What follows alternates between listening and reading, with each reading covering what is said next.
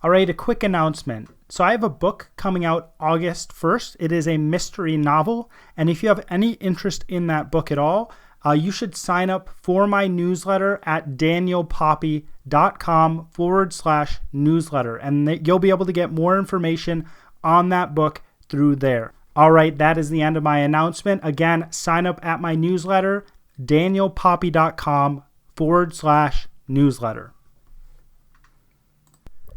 Do you ever feel like you're an imposter when you're writing action? And you feel like you're just going from step to step to step, and you're not putting your heart and soul into it, and it's coming across as really bland, and somebody might like what you're writing, but it isn't because it's good writing, it's just because things are moving forward in the story and they have this odd sense that something is actually happening. Today I'm going to be talking about looking at action differently. I'm going to be talking about a strategy to write action that I think is so much more effective.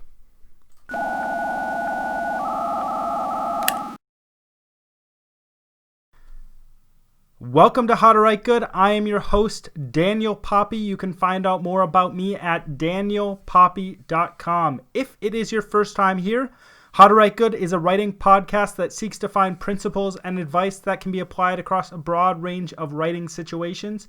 If you've been here before, don't forget to subscribe, hit that like button below, and share.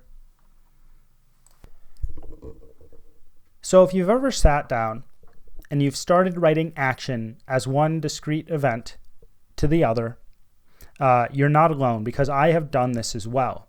So what do I mean by writing an action that goes from one discrete event to another? If I were to describe a punch in this way, I would first describe the anger that goes through the character. Then I would talk about how the character's face looks. And then I would talk about how the character puts his hand into a fist. He brings his arm back.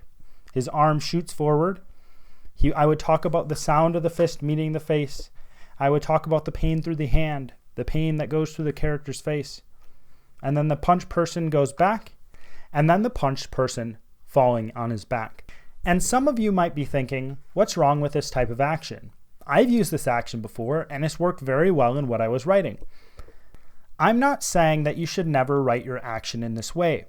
There are many cases where you should write your action in this way, because this way of writing action fits best into what you're trying to convey. That's just fine. This can definitely be an effective way to write action. But I think another way of looking at action can be far, far more effective. In this old way of writing action, what I did is I looked at the action and I determined what every single piece of that action was. And then to put my action together was simply going back and describing each of those individual pieces. Therefore, I needed to have the anger grow through the character. I needed to have that character bring the arm back. I needed to talk about the pain the character felt in his or her hand. And I needed to talk about the pain the other character felt as well, and what happened to that punched character when they were hit, right?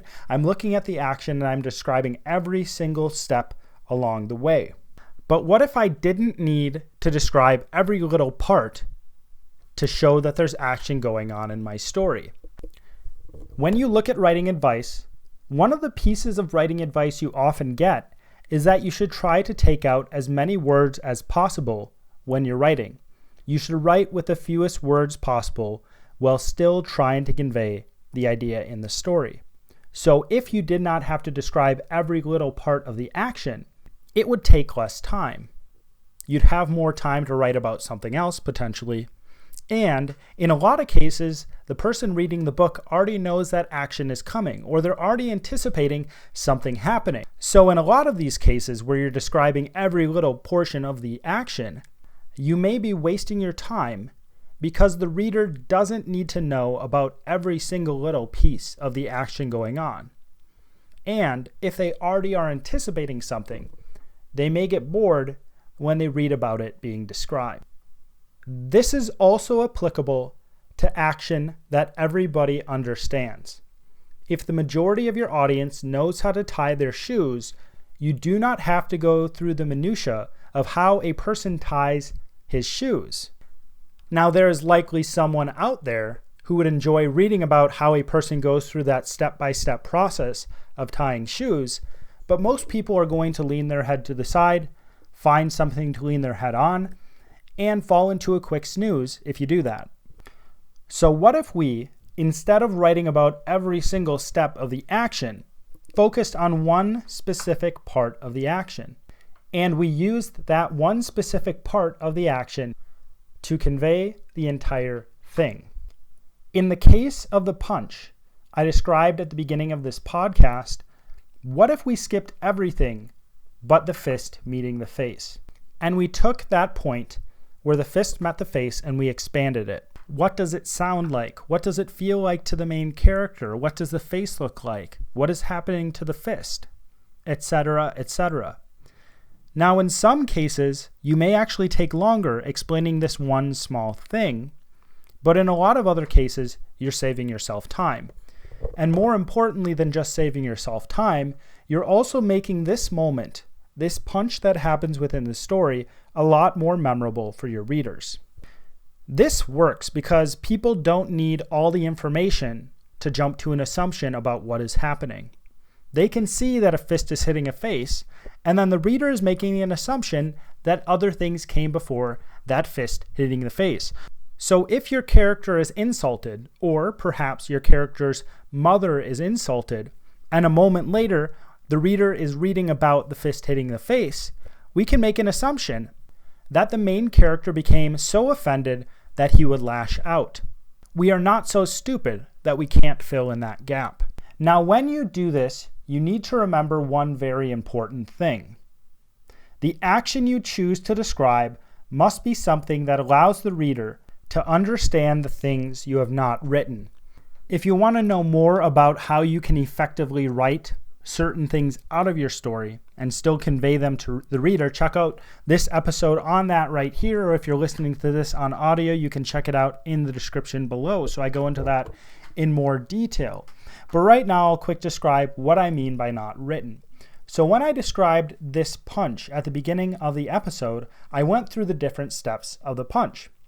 And when I took out all those steps, but the fist hitting the face, I made it something very clear that was happening.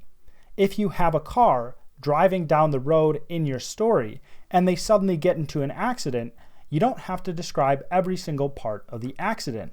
Most people understand accidents well enough that if you describe how the vehicle hits the other vehicle, they are going to make an assumption that something happened in between these two things. In some cases, it will matter how this thing happened. So in those cases, I think you should include the details that allow the person to know what happened. But in most cases, you can skip over this part. In most cases, we don't need to know all the little different details. This is similar to a realization that Alfred Hitchcock had about movie storytelling. Alfred Hitchcock figured out that he could transport characters to different places. And the movie audience didn't need to know how that person got to that place. They could fill in the gaps themselves. Or if Alfred Hitchcock wanted to know the specific way that character got to that specific place, he could have them jumping into a car, but he did not need to have them driving that car all the way to the new location. His viewers were smart enough to fill in the gaps. And that's the same thing you're doing. If there is a specific detail that was left out that you need added into the story, then add it into the story, but be aware of the different places you can cut things out and still have the story effectively told. If you enjoyed this, you're probably wondering how you can support me. Well, you can actually do two simple things. Follow the first link below to grab a copy of my book, and then follow the second link and sign up for my newsletter. It's that simple. Those two things will mean the world to me and give me more time to write books and create content for you. As always, my name is Daniel Poppie, and this is How to Write Good.